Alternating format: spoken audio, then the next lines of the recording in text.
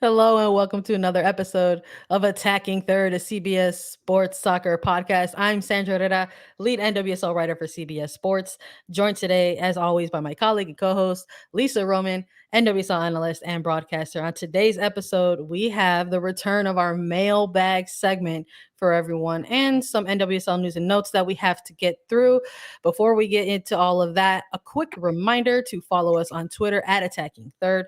You can also head on over to our YouTube page and hit subscribe to never miss a new video, an interview, or whenever we go live. Plus, you can catch great extended NWSL highlights. Head on over to youtube.com/attacking third and hit subscribe. Lisa, how are you doing this midweek? I'm okay, Sandra. I'm really pumped for the NWSL playoffs that are coming. I can't believe that this regular season is over. It was a long season, but it was a great season, and it's done. And now we hit the playoffs, and these teams feel ready. It was a very exciting end to the regular season, and I'm pumped to answer some mailbag questions with you today. How are you? How's life in Chicago? It's getting cold, it's getting darker, day after day. But you know what? I'll take it. There's something about, and you'll maybe relate to this a little bit because you've got history, in the Midwest as a Marquette gal, and there's something about the Midwest when like the deep fall hits. It's like there's a change in the weather. It's a little bit more crisp in the air. It's playoff season for a lot of different sports. It's like a good energy, so I'll take it. It's a bummer that we're about to be hitting daylight savings and it's just getting darker and darker every day. But you know what? I'll take it if it means all the other good stuff as well. So let's get into it. It's playoff week, Lisa, and that's just going to be on our mind this entire week and in this entire month. Quite frankly, we're not gonna stop. We refuse to lose that energy. Quick playoff plug for everybody. The playoffs begin this week. Going to be taking place on Sunday, November the 7th. Sunday at 3 p.m. Eastern, it's Chicago Red Stars versus Gotham FC, number 4 versus number 5. Taking place at SeatGeek Stadium on CBS Sports Network. Sunday at 5:30 p.m. Eastern, it is Washington Spirit versus North Carolina Courage, number 3 versus number 6 at Audi Field. And you can find that on Paramount Plus. It is an exciting time. Quarterfinals, then there will be semifinals on November the 14th. The championship will air on Big Network CBS on November 20th at Lynn Family Stadium in Louisville, Kentucky at 12 noon Eastern. Take a look at it. Get your tickets if you can, ideally. I know we're excited about that, and we're taking a look into all that. But Lisa, let's get into maybe some of this content now that we've sort of got the 101, the info for the playoffs out the way as of right now. Before we start answering questions, there was a bit of news that happened this week, and we were excited about it because at this point, she's like a friend of the pod. Karina LeBlanc, recently named new Portland Thorns general manager, former Canadian international, 5 World Cups, 2 Olympics, has played in the NWSL for 3 years, and all of the other previous women's professional leagues in the United States. She had a season under her belt with Portland Thorns, and she was head of women's football over at CONCACAF since 2018. And now she's transitioning into this role. And she joined us recently on an episode of Attacking Third to talk about her potential big plans, her high hopes, her high goals for the club and the league moving forward. I really enjoyed that, Lisa, when we got to chat with her. It was a really great conversation. I mean, overall, we can talk a little more candid about it because Karina is not here, but probably one of the best people that I could think to slide into a managerial front office role for a club like Portland Thorns that is really one of the best clubs in the league. They won the Shield this year. They're number 1 in the standings heading into the playoffs. Just so many good moving pieces and parts there when you think back to everything that they've been through on the field this year, like Olivia Moultrie being the youngest player at that club who got time on the pitch, became the youngest starter, the youngest player in the NWSL, had to jump through a few legal hoops there. But like you mentioned, Sandra, we know Karina pretty well. We've had the pleasure of speaking with her a number of times, and she is a woman that just wants soccer all the time for everyone to be fun, to be equal, to be growing constantly. And that's really what we talked to her about in our chat that everyone should go listen to and watch on YouTube. That every single role that she had up until this point was in a position to grow the game of soccer and grow the women's side of the game, no matter what she did. And after she retired from the game, she knew that wasn't it for her, and she became involved on the other side of things as a leader. And I think when she talks about certain things and she talks about her energy for this position and for promoting women's soccer and women's football, you can kind of get a sense that she was like goalkeeper, leader, person on the team. It's so crazy to see that seamless transition for her from being a goalkeeper, having the whole field in front of her, and the vision of the field, being a loud goalkeeper, being a leader on teams and running teams, and having younger players look up to her. And now she's in this position where younger players and players in the league are looking up to her and saying, wait, you're now being a GM of a team? I can do that. That's a path I can look forward to, because so many of these players know that they can't play the game forever. And the idea that what could come next is sometimes a bit daunting for players.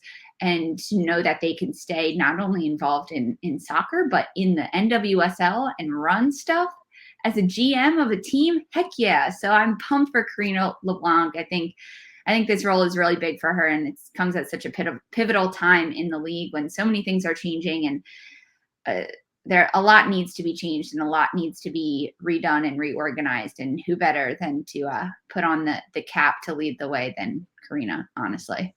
Yeah, I hear you on that. It was delightful talking to her, and you're absolutely right. That was probably one of my favorite parts of the conversation, was how she was sharing some of the reaction along with her own reaction to the news going public. And people can feel free to stat check me on this, but we did talk about it a little bit, and that it's going to make her the second former NWSL player to Mhm. be to hold the role of general manager.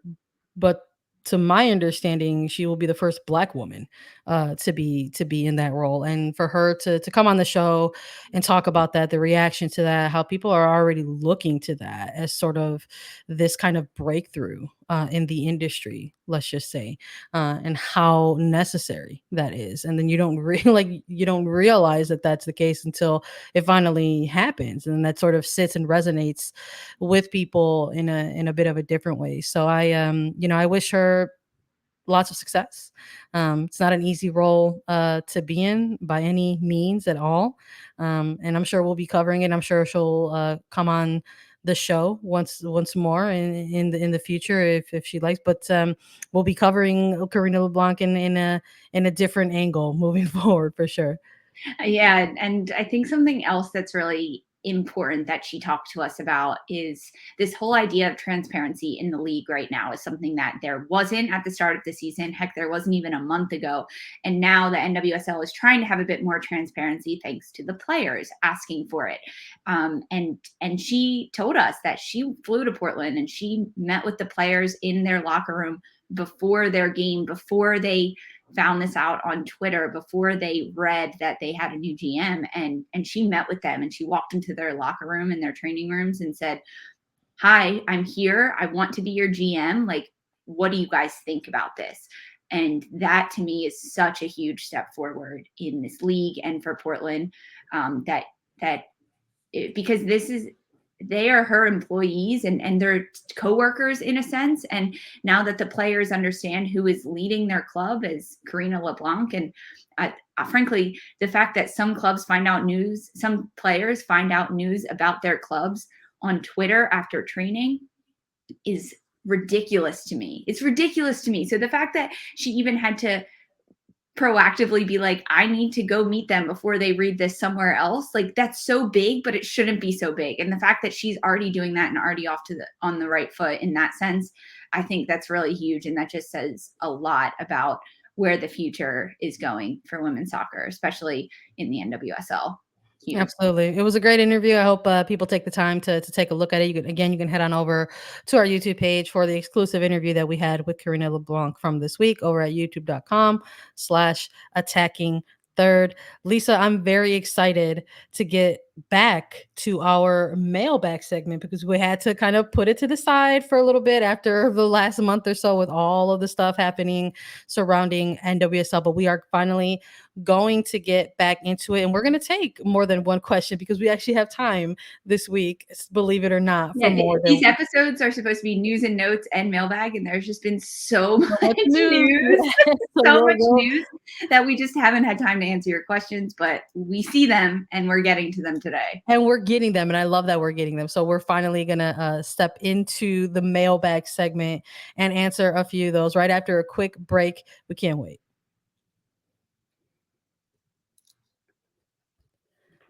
Return of the mailbag segment. I love that the return of the mailbag segment is coming on Dia de Muertos, the day that we're recording this. I love that it is coming back. It's coming back to visit us. Kind of similar. It's appropriate. Happy Feliz Dia de los Muertos to anybody who is celebrating or remembering their loved ones lost today. Let's get into this mailbag segment. We tried to filter through these because we've been asking our wonderful listeners for questions, and let me tell you, y'all understood the assignment because you're delivering. We got it. It's almost like, oh no, we really got to get to some of these. So we've been able to take a look at them. We've been seeing them coming through on the Apple Podcasts rating system, where we ask all of our listeners to head on over there, because if you have a question and you would like us to answer a question or discuss a topic, you can head on over to Apple Podcasts, leave us a 5-star review with that question, and we will answer it. So here we are taking a look at some today. Let's jump into this first one. We filtered through them, and we hope people are excited to hear the ones that we have selected for this segment. This first one is coming from Michelle _ MCG. Excellent and informative and entertaining. Love this podcast. Thanks so much to Sandra and Lisa for your commentary and insight. We'll love to sit down and watch a match with either of these two ladies. Question: could you discuss the details of allocations and also the draft system, or point out a resource to explain how these work? What a great question from Michelle. Take it away, Lisa. Yeah, this is a fantastic question. We get so many questions, but this one is very like, can you explain this to me? I don't get it, which I understand. It's very confusing. So this year is special for the NWSL because it is an expansion year. There are 2 new teams coming into the league. Angel City FC in LA, and then San Diego NWSL. So because of that, in addition to the yearly college draft where players in college or in high school, really, they can submit their name to be drafted. There's also going to be an expansion draft that happens before that. So it is set for December 16th. It's where Angel City and San Diego will really start formulating their teams and start gathering players for their teams. Kansas City, the current, exciting to say that, they are exempt from this expansion draft. So they will not have players being selected per an agreement for when Kansas City, the club, was established. But the 9 other clubs in the league, they will submit a list of protected and unprotected players a few days before the actual draft. So what that means is teams, all the other teams in the league, they can protect up to 9 players on their roster, 9 players. And that is only including 1 U.S. allocated player. So that this was part of your question, allocated players.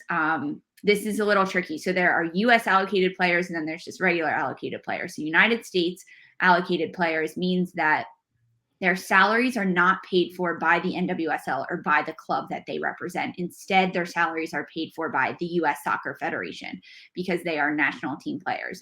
There's a lot of them in this league. I mean, I think Chicago has some of the most on them. Tierna Davidson, Julie Ertz, Alyssa Nair, Mal Pugh, I believe she is as well.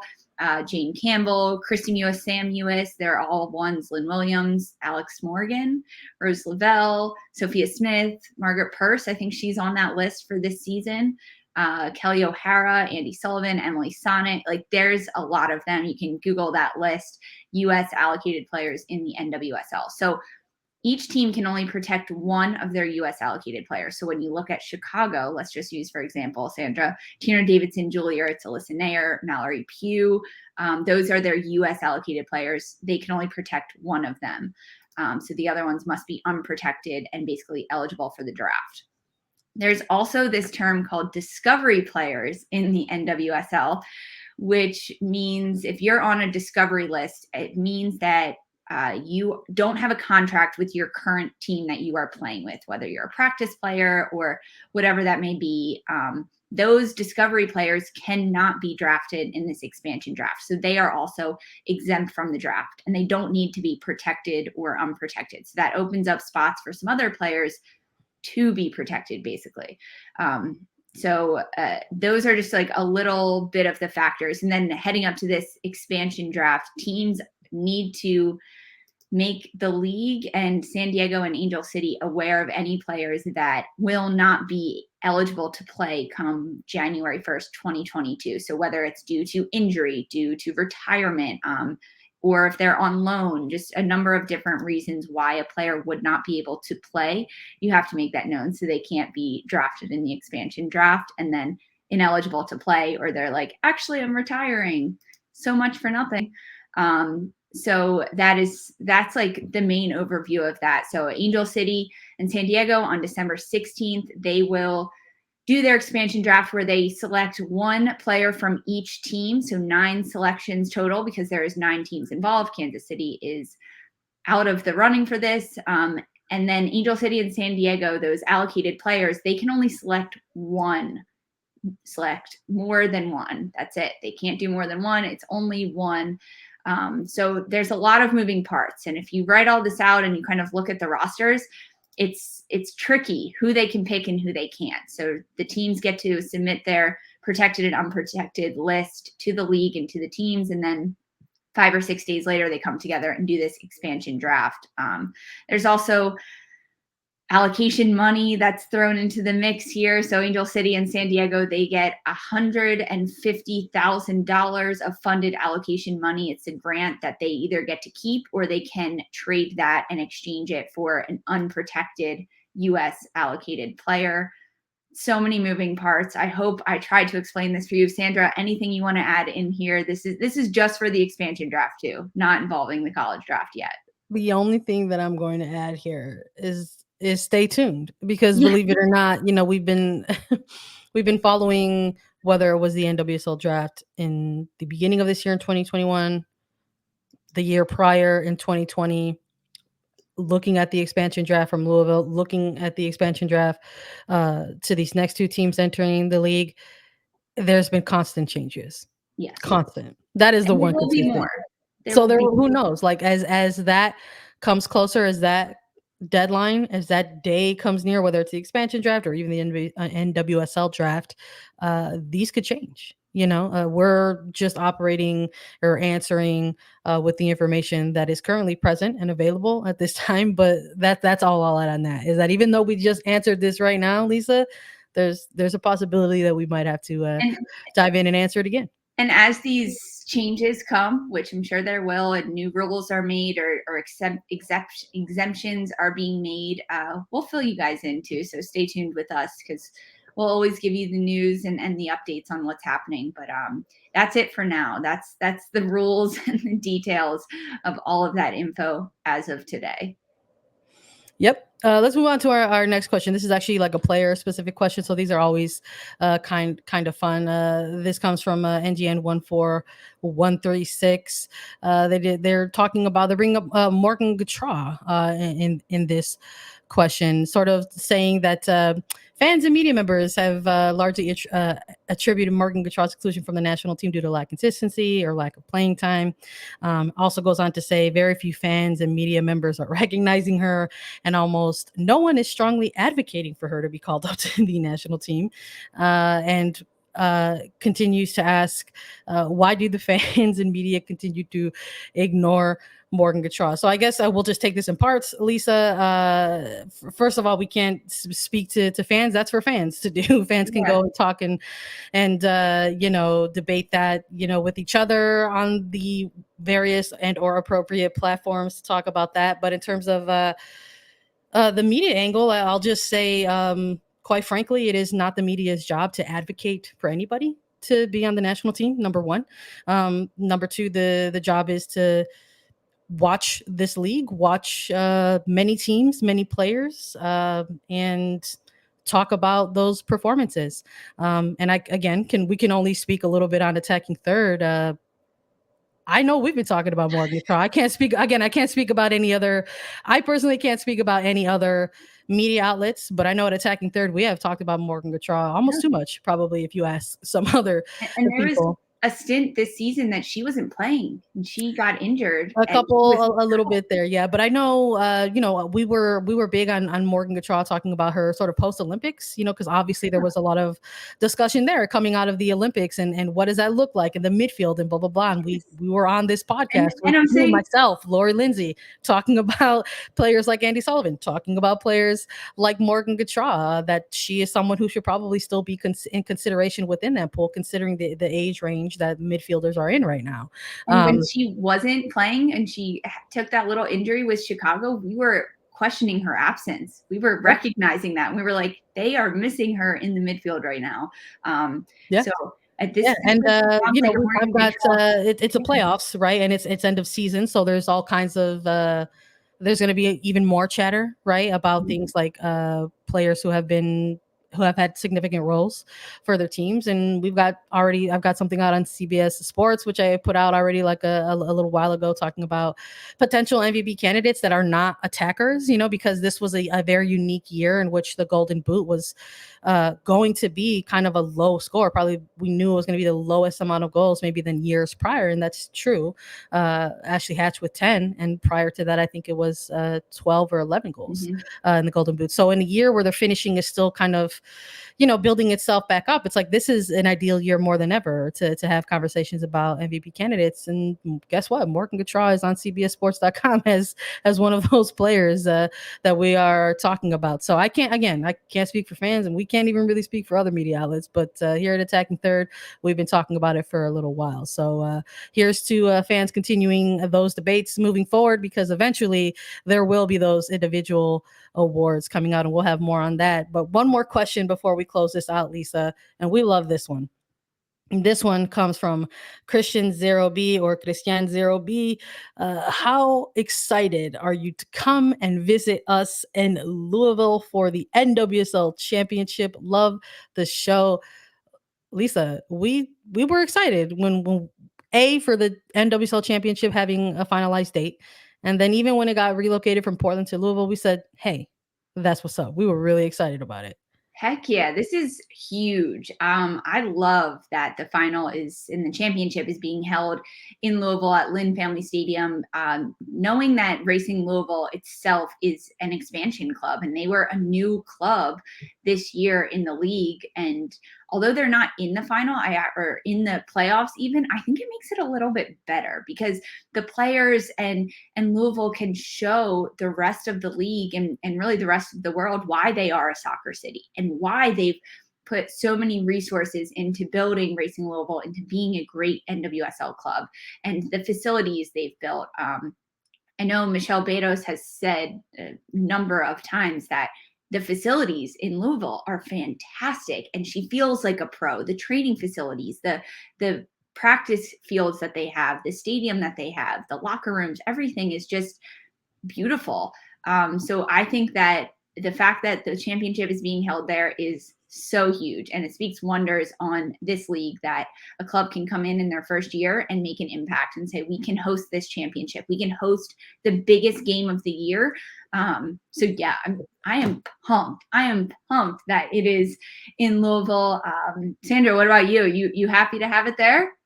Listen, I know when Louisville entered the league, there was a lot of debate about Midwest, South, question marks, and I think it's pretty. If you're in Kentucky, it's pretty clearly the South. But for somebody who's in the Midwest, local to Chicago, someone who's in the Midwest, North Midwest, we'll just say that, of Chicago, I was thrilled. I was like, that's under a 5-hour drive. The Midwestern in me came out and was like, that's a simple under 5-hour drive. So we'll see. There's a lot of moving parts, right, Lisa, that come into play when it's about figuring out how to get to travel and how to get to your location and how that's going to look like. So when we have more information on that, obviously we'll share it. But we are excited for the NWSL Championship to be hosted by Racing Louisville FC at Lynn Family Stadium. It's gonna be a good event. We're all hyped for it. We've also gotten a number of questions about most improved player, MVP, thoughts on player personnel this year, and we love all of these questions. Keep them coming, even though we're doing them bunches at a time. But we did want to let everybody know that we will actually have an entire episode that will answer all of these questions for you, and we're actually going to be giving out our very own attacking third player awards for the season. So shout out to Joanna GR1217 who said love the podcast. If the NWSL had a most improved player award, who would be on your list and win it for 2021? We loved it, Joanna.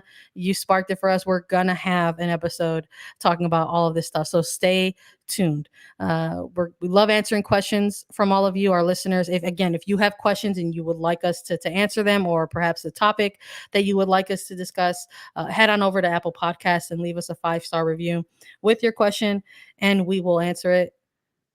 I gotta hit you all with the info one more time. The playoffs start on Sunday, everybody. Once again, Chicago is hosting Gotham at 3 p.m. Eastern on CBS Sports Network. Washington Spirit hosting North Carolina at 5:30 p.m. Eastern on Paramount Plus. NWSL Championship is going to take place November 20th at Lynn Family Stadium in Louisville, Kentucky. It's going to air on CBS. Get your ticket at nwslsoccer.com/championship.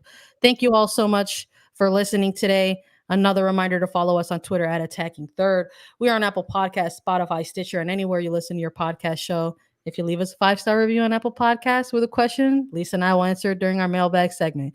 And we're also available as video. Subscribe to us on YouTube. Visit youtube.com/attacking third. We will be back Friday with a full quarterfinal playoff preview for you all and more in the playoff buildup. For Sandra Herrera and Lisa Roman, this was Attacking Third.